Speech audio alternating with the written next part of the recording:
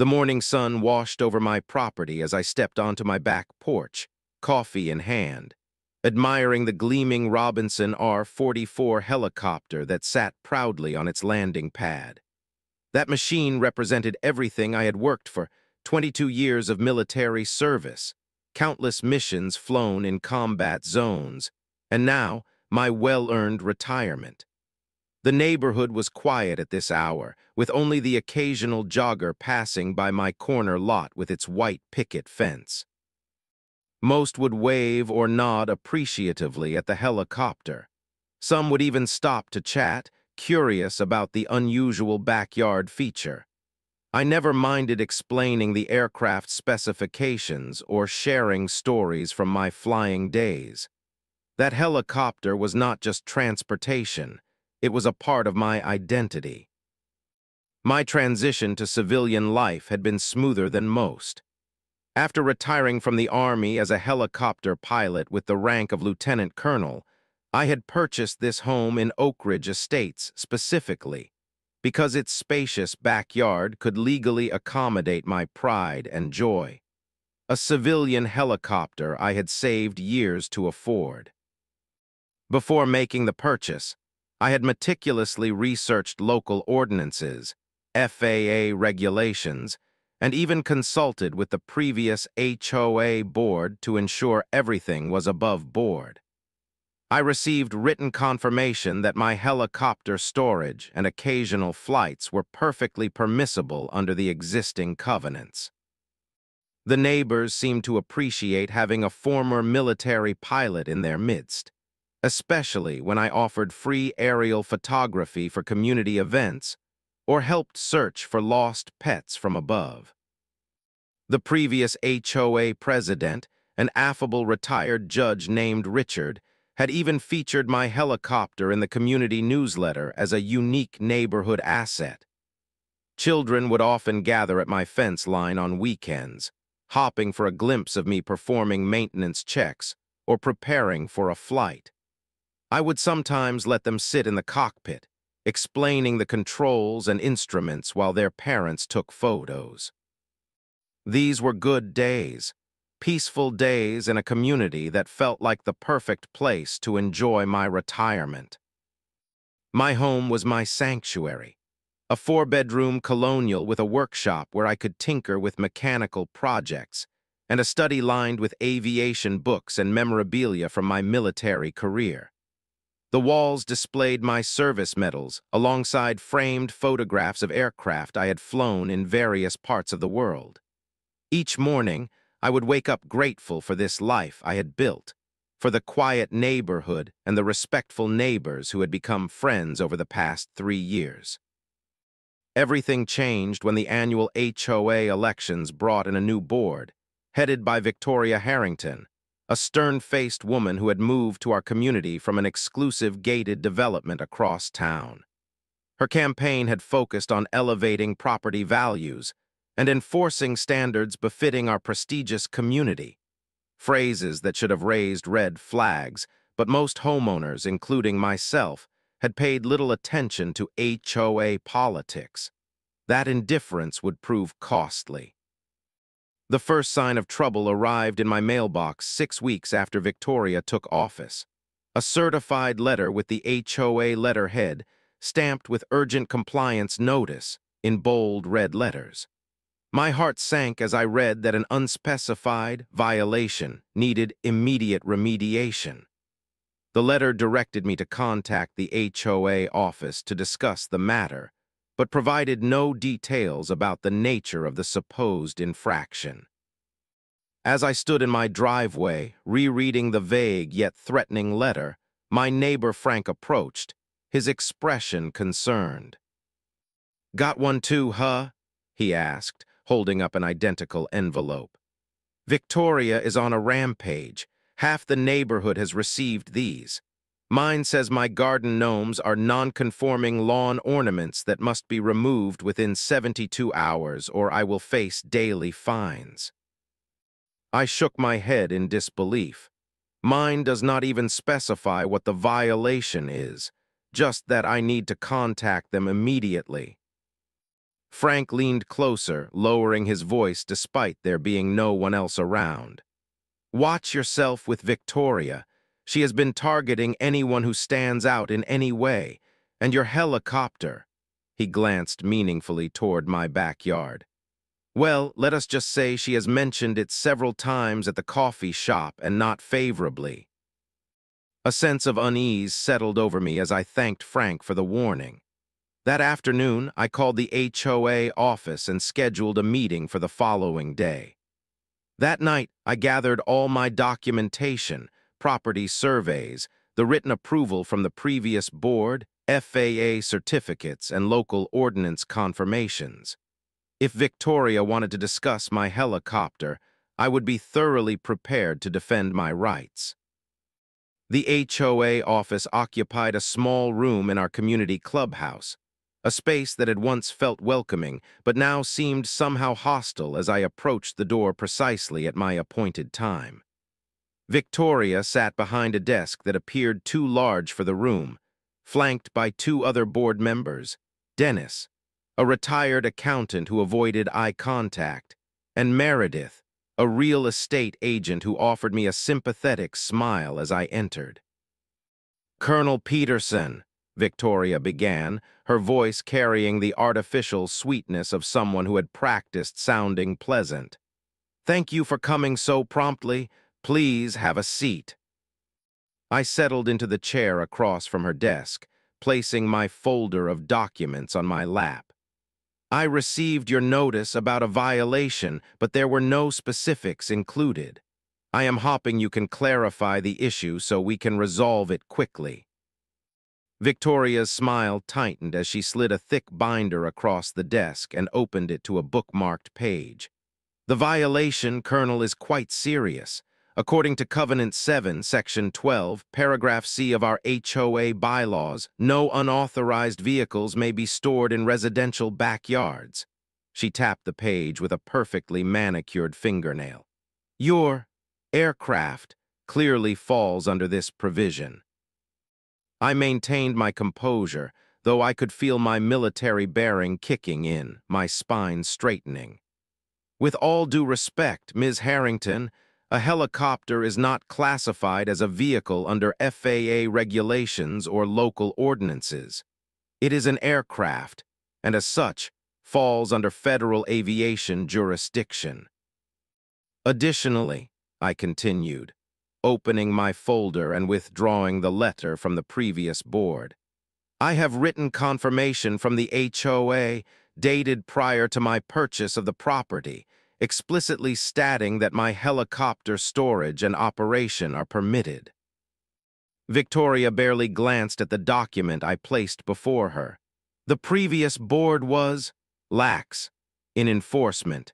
We are correcting those oversights. The intent of the covenant is clear. Backyards are not storage facilities for oversized transportation devices." "Furthermore," I continued, undeterred, "FAA regulations supersede HOA covenants when it comes to aircraft. I have all necessary permits and authorizations." I laid out my FAA registration, my pilot's license, and the local municipal approvals one by one on her desk. Dennis finally spoke up, his voice hesitant.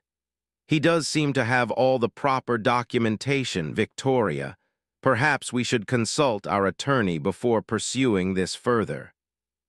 Victoria shot him a look that could have frozen lava. "The board has discretion in interpreting our covenants, Dennis, and I interpret this one to prohibit helicopters." She turned back to me. "Colonel Peterson, while we appreciate your military service, rules are rules. The helicopter must be removed from your property within 30 days, or you will face fines of $100 per day." Meredith cleared her throat. "Perhaps we could grant a special exception. Many residents have mentioned how they enjoy seeing the helicopter, and Colonel Peterson has been very generous with offering aerial photography for community events."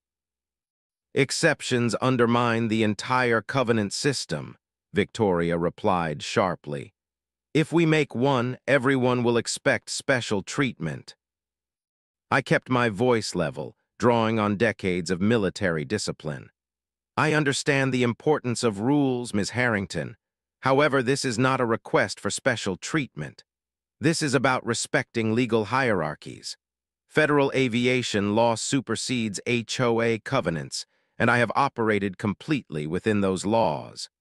Additionally, I have relied on the written approval from the previous board, creating an estoppel situation that would likely not hold up well in civil court.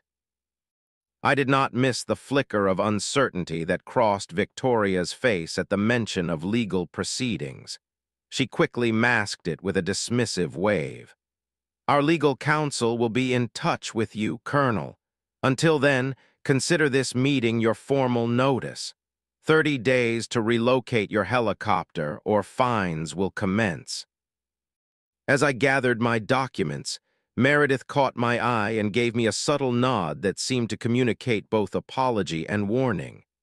I thanked them for their time and exited the office, my mind already working through next steps. Outside the clubhouse, I encountered 3 neighbors waiting anxiously, Frank among them, alongside Linda from across the street and Eduardo from the corner house. "How did it go?" Frank asked quietly. "Not well," I admitted. "Victoria seems determined to force me to remove my helicopter, despite all legal documentation proving I am within my rights." Linda shook her head. "She is on a power trip. She fined me $200 because my holiday decorations stayed up 3 days beyond her arbitrary deadline, a deadline that was not even in the original covenants." Eduardo stepped closer. "She threatened to put a lien on my house because my fence is apparently 2 inches taller than regulation. My fence has been the same height for 12 years, and now suddenly it is a violation." That conversation was the beginning of what I would come to call my resistance network. Neighbors who had also experienced Victoria's overreach and were quietly supporting each other. Over the next 2 weeks, they kept me informed of board activities while I consulted with an attorney specializing in HOA disputes. Meanwhile, despite my attorney's strongly worded letter explaining the legal precedents of FAA regulations, warning notices began appearing on my door, first weekly, then every other day, and finally, a bright orange final notice that threatened enforcement action if my helicopter was not removed within 48 hours. My calls to the HOA office went straight to voicemail. My emails received automated responses. Victoria was deliberately avoiding communication while the clock ticked down. My attorney advised that any actual enforcement would require a court order, which they had not sought, so I should document everything but not panic. I installed additional security cameras covering my backyard and the helicopter, just to be safe. That Friday, I left for a long-planned weekend visit to my brother's family 3 states away. Before departing, I checked all security systems and asked Frank to keep an eye on my property. "If anything happens, call me immediately," I instructed him. Frank promised to be vigilant, though neither of us truly believed Victoria would take direct action without legal backing. We were wronged. Sunday afternoon, as I was driving back into town, my phone erupted with notifications.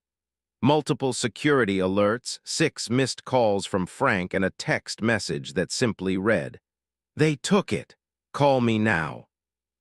My heart hammering against my ribs, I pulled into the nearest gas station and called Frank.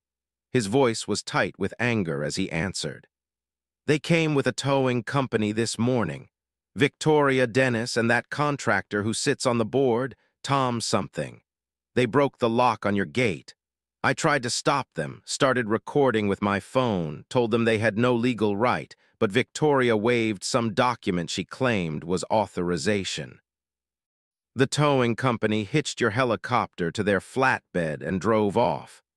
I called the police, but they said it was a civil matter between you and the HOA.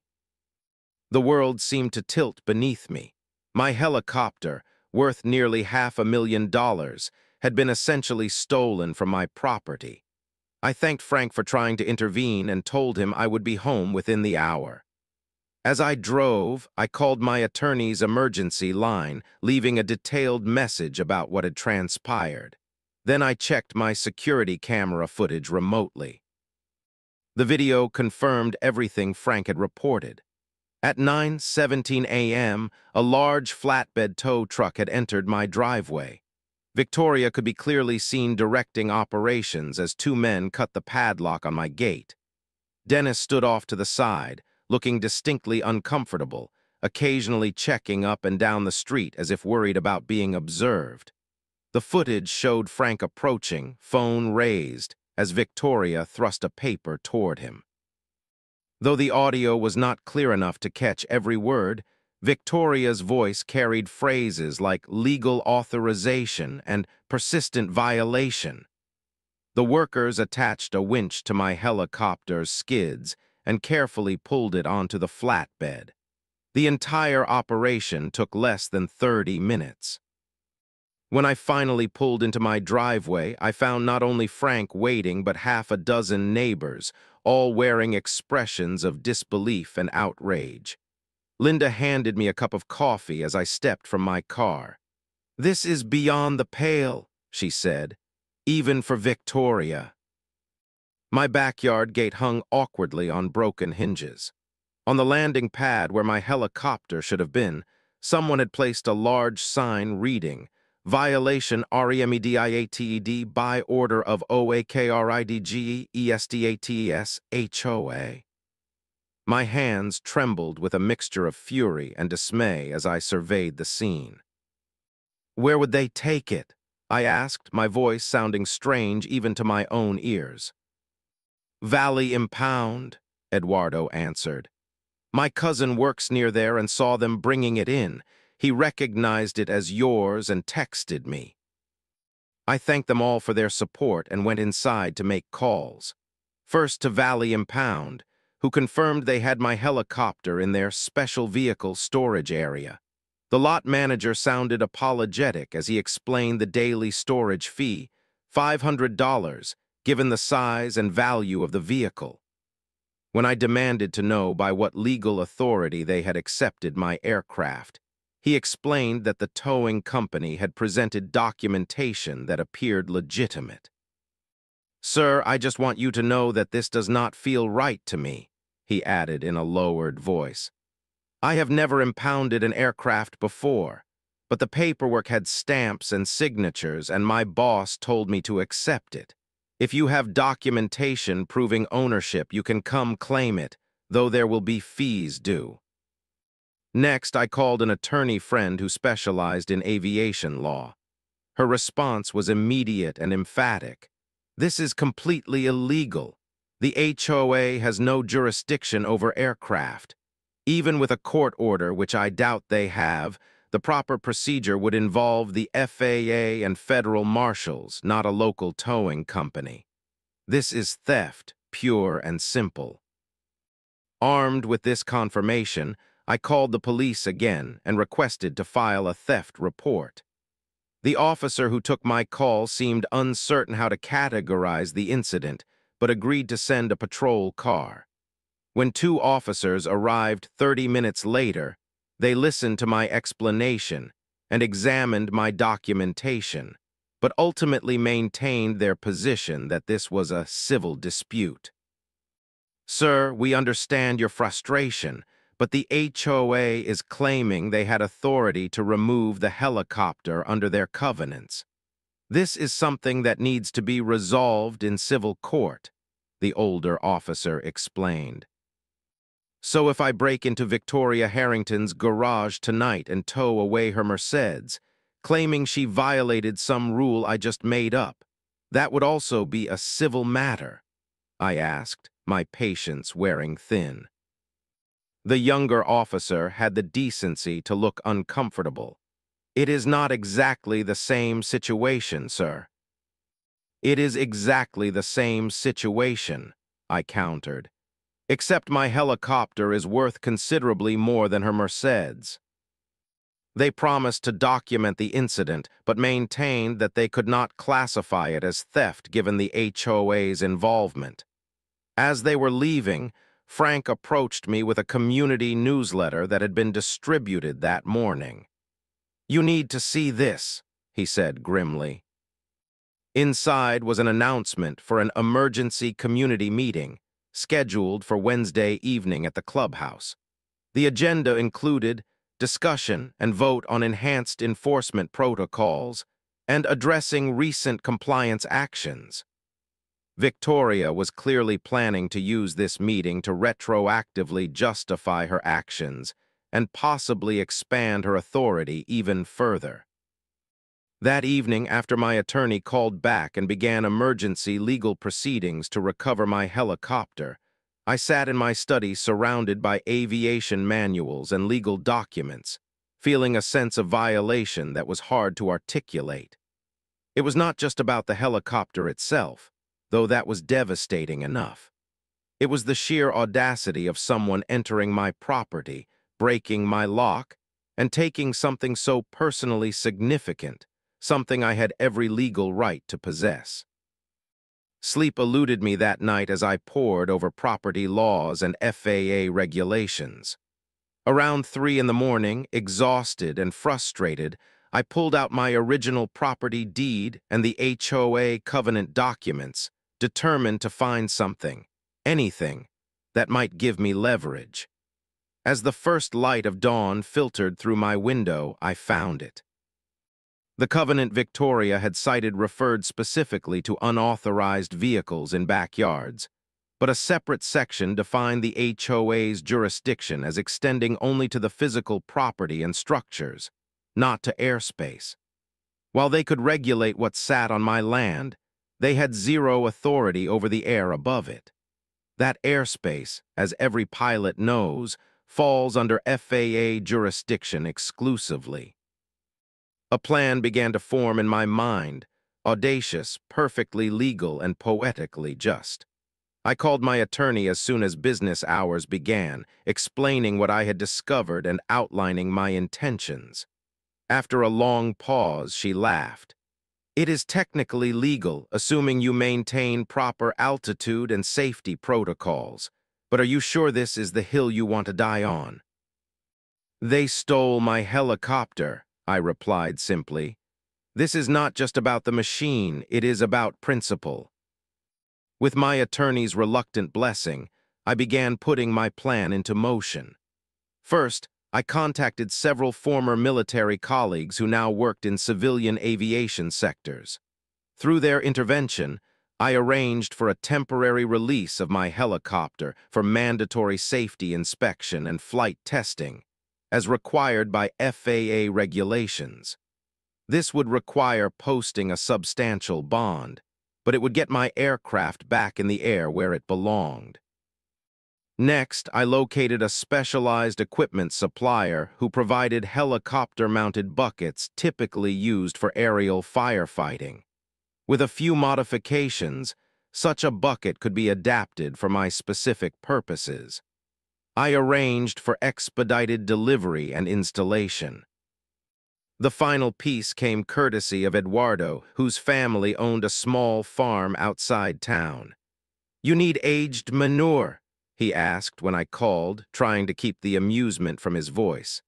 "How much are we talking about?" "Enough to make a statement," I replied, "and the more aromatic, the better." Eduardo chuckled. "My uncle has been composting stable waste all summer in this heat. The smell is legendary. Consider it a donation to the cause." The next 48 hours were a blur of activity. I paid the exorbitant impound fees under protest, with my attorney documenting everything for our lawsuit. The helicopter was transported to a private airfield where the bucket attachment was installed and tested. Eduardo delivered 3 50-gallon drums of what he described as weapons-grade manure, a description that proved horrifyingly accurate when we unsealed one drum for inspection. The stench was so powerful that the mechanics insisted on wearing respirators during the loading process. By Wednesday afternoon, everything was ready. From my vantage point at the airfield, I completed my pre-flight checks with methodical precision, the weight distribution calculations accounting for my unusual payload. The specialized bucket hung beneath my helicopter, filled with Eduardo's uncle's finest aged compost. I checked the weather conditions one final time: clear skies, light wind from the northwest, perfect visibility. The HOA meeting was scheduled to begin at 7:00 p.m. My timing would need to be exact. At precisely 6:45 p.m., I lifted off from the airfield, the helicopter responding perfectly to my controls despite its unusual load. I climbed to 2,000 feet, well above the minimum legal altitude for populated areas, and set course for Oak Ridge Estates. As I approached the neighborhood, I could see cars filling the clubhouse parking lot. Victoria's emergency meeting had drawn quite a crowd. I circled once at altitude, confirming the layout. The clubhouse featured a large central skylight, a detail I had always appreciated during daytime events for the natural illumination it provided. Tonight, it would serve a different purpose. I positioned myself upwind of the building, calculating the drop trajectory based on the light breeze. Years of military precision drops had prepared me for this moment. Through my headset, I could hear the air traffic controller from the regional airport. November 472 Lima Papa, be advised we are showing you circling over a residential area. Do you require assistance? Negative, Tower, I responded professionally. Just conducting a brief authorized inspection flight over my own property. Will be departing the area shortly. Roger that, 72 Lima Papa. Maintain your altitude and advise when you are proceeding to your destination. Will comply, Tower, thank you. Below, I could see movement through the clubhouse windows. The meeting appeared to be in full swing, with Victoria standing at the podium, gesturing emphatically. I imagined her explaining how removing my helicopter was necessary for community standards, perhaps even using this meeting to push through more draconian enforcement powers. I maneuvered into position, directly above the skylight at the legally required minimum altitude. The bucket control switch was under my right thumb. I took a deep breath, said a silent prayer that my calculations were correct, and pressed the button. The bucket tilted precisely as designed, releasing its pungent payload in a controlled cascade. Through the open skylight, the manure dropped with remarkable accuracy, splattering across the central conference table where board documents and Victoria's presentation materials were undoubtedly arranged. I caught a brief glimpse of faces turned upward in confusion before the chaos erupted. I allowed myself one victory circle of the neighborhood at proper altitude before setting course back to the airfield. The radio crackled with the controller's voice again. November 472 Lima Papa, we are receiving reports of unusual activity at your location. Please confirm status. Tower 72 Lima Papa, no issues to report. Completing scheduled flight and returning to base. All operations conducted within FAA regulations. Roger that, 72 Lima Papa. Please be advised we may have questions upon your landing. Understood, Tower. I have all flight documentation ready for inspection. As I flew back toward the airfield, a curious sense of peace settled over me. I had taken a calculated risk, but one that made a powerful statement while remaining within the boundaries of the law. Victoria had violated my property rights and stolen my aircraft. I had simply conducted a legal flight over property where I had jurisdiction, the airspace, and released natural fertilizer that happened to find its way through an open skylight. Poetic justice, delivered from above. The next 24 hours unfolded in ways I could not have anticipated. Videos of the Manure drop spread through neighborhood chat groups and social media, with carefully blurred faces and identifying information removed. Local news picked up the story with headlines like HOA dispute reaches new heights and fertilizer falls on controversial board meeting. I maintained a dignified silence when reporters called, referring them to my attorney. Victoria, predictably, was incandescent with rage. She threatened lawsuits, criminal charges, and permanent expulsion from the community. She appeared at my door the morning after, accompanied by 2 police officers, demanding my arrest for assault with a biological substance and vandalism of community property. The officers, to their credit, maintained professional composure as they listened to her increasingly hyperbolic accusations. When she finally paused for breath, the senior officer turned to me. "Sir, would you care to provide your version of events?" "I conducted a fully licensed and legal flight in my registered aircraft," I replied calmly. "I maintained proper altitude at all times, as air traffic control records will confirm. If some organic fertilizer happened to fall through an open skylight during my legal transit of airspace that falls under FAA jurisdiction rather than HOA control, that would be an unfortunate coincidence." The younger officer coughed in what sounded suspiciously like an attempt to cover a laugh. The senior officer maintained his professional demeanor. "Ms. Harrington, unless you have evidence that Colonel Peterson intentionally targeted the clubhouse or flew below legal altitude, this appears to be a civil matter." The irony of having my own words about civil matters echoed back was not lost on me. Victoria sputtered with indignation, but could produce no such evidence. The officers departed with a warning to both of us about escalating community disputes. That afternoon, my attorney called with unexpected news. "The HOA's attorney reached out," she said, a note of satisfaction in her voice. "They want to discuss settlement terms." "Settlement?" I asked, surprised by this sudden change of direction. It seems several board members, including Dennis and Meredith, have expressed concern about personal liability in the helicopter removal.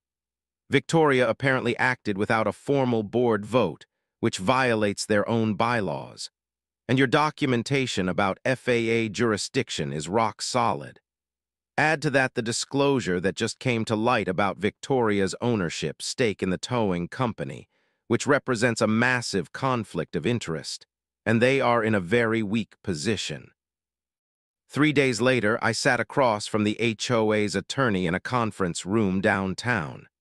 Victoria was conspicuously absent, though Dennis and Meredith represented the board.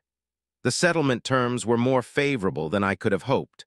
Full reimbursement for all towing and storage fees, payment for damages to my property, a formal amendment to the HOA covenants explicitly permitting my helicopter, and a written apology. In return, I would agree not to pursue further legal action against the board collectively, or its members individually. "And Victoria?" I asked, noticing her name was not mentioned in the agreement.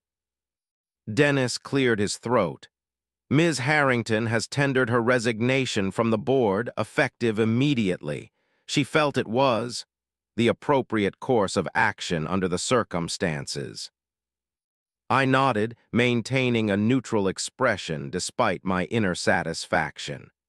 "I trust there will be no further misinterpretations of the covenants or selective enforcement.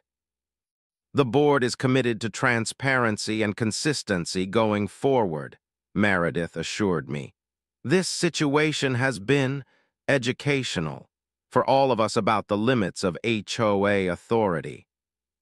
Upon my return home, I found a small group of neighbors waiting. Frank stepped forward as I exited my car. "How did it go?" he asked.